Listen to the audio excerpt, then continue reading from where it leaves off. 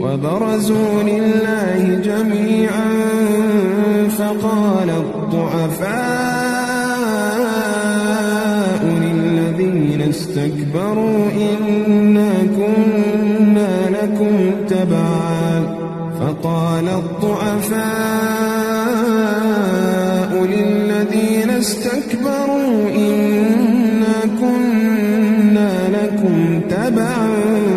فهل أنتم مغنون عنا من عذاب الله من شيء قالوا لو هدانا الله لهديناكم